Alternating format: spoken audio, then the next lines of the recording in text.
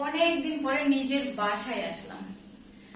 গত 3 রাত ধরে কোনো ঘুম নাই, স্টিল শোরুমেই রাত, সারাদিন ওখানে। বাসার পরিস্থিতি এত খারাপ, আপনাদের গোছালো আনিয়া পুরো অবস্থা দেখেন। জুতা জামা সব ফেলায় রাখছি, ওই কোনায় এক ঠিকই জুতা ফেলায় রাখছি। এখানে মায়ের বাড়ি থেকে ওয়াশের কাপড় দিয়ে গেছে, এগুলা এই যে এগুলো কিনছি মাত্র, দেখানো হয়নি আপনাদেরকে। এই যে দেখেন আমার ব্যাগ, যেগুলো আমার পছন্দের, এগুলো ফেলে রেখে গেছি শুধু যেন গ্যাসে যেন ব্যাগগুলো নষ্ট না হয়। এই যে এভাবে ফেলায় রেখে চলে গেছি।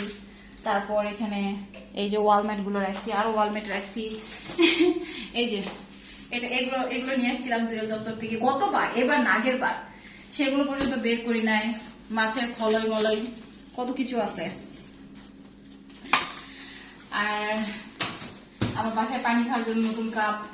বাসার অবস্থাটা আমি আজকে আপনাদেরকে জাস্ট দেখাবো যে বর্তমানে আমার অবস্থাটা কি। এগুলো আমার পানি খাওয়ার জন্য কাপ রাখছি, আমার গ্লাস চেঞ্জ করতে খুবই ভালো লাগে। আচ্ছা একটু আমার রুমে একটু যাই আসেন। মানে আমি জুতা কিনছি কতগুলা, কিন্তু পরার সময় নাই। দেখেন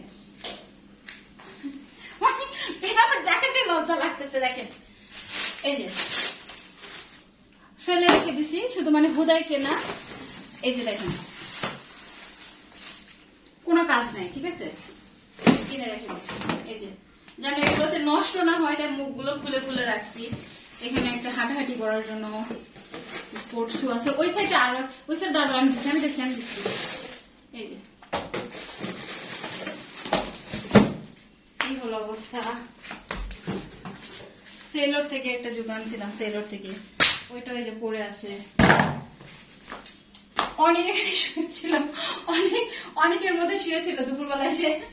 আমার খাটে কাউকে শোয়া নিষেধ, আমার খাটে শোয়া যাবে না, এরকম করে শুয়েছিল। কাপড় চুপড় এরকম বেহাল অবস্থা।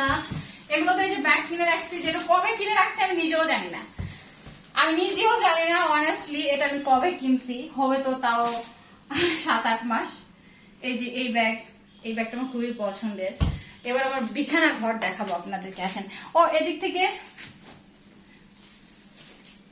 এগুলো ড্রেস, এগুলো সব ফালায় রাখছি, কোনো ঠিক ঠিকানা নাই, ওদিকে ফালায় রাখছি।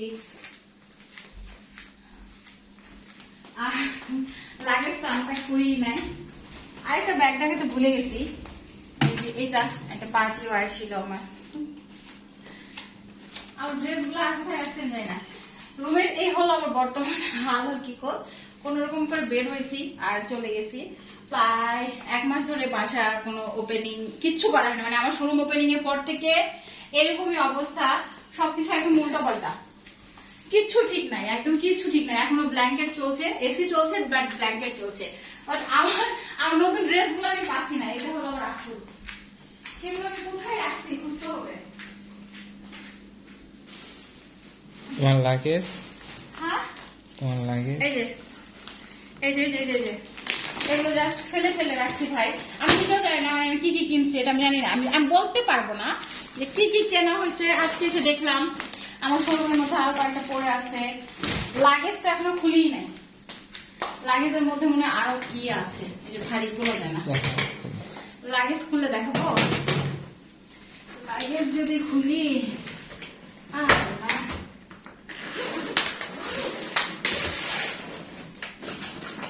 আমার শোরুম থেকে আগে আমার নিজের কোনো জিনিস নিয়েছি। প্রথমত আমি এই হেয়ার ব্যান্ড নিয়েছি, আমার খুব ভালো লাগছে।